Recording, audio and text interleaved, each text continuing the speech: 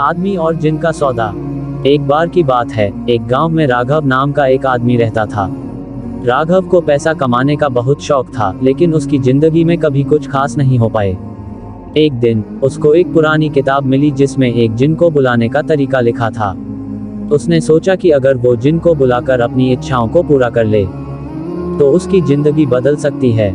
राघव ने किताब में दिए गए मंत्र को पढ़कर जिन को बुलाया।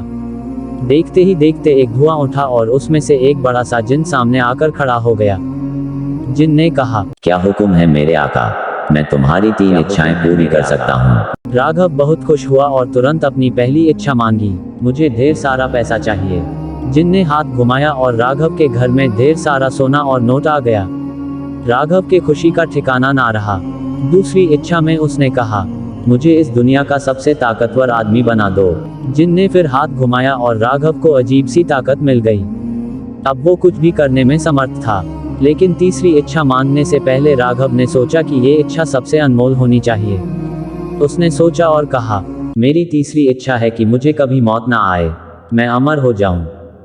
जिन ने थोड़ा मुस्कुराया और कहा, ठीक है आका, आप अमर हो गए। और उसके बाद जिन गायब हो गया। पहले तो राघव बहुत खुश हुआ, लेकिन कुछ दिन बाद उसको समझ में आया कि अमर होने का मतलब है कभी मर नहीं सकता, चाहे कुछ भी हो। दोस्ती, रिश्तेदारी, सब कुछ उसकी आंखों के सामने गुजर गई, लेकिन वो अकेला अमर रह गया। अब उसका सोना, ताकत सब बेकार हो चुकी थी और वो अकेलापन अपने फैसले पर पछताने लगा। कहानी का अंजाम यह है कि कभी कभी हमें अपनी इच्छा और ख्वाहिशों में संभल के कदम रखना चाहिए, क्योंकि हर इच्छा अपने साथ एक बड़ी जिम्मेदारी लेकर आती है।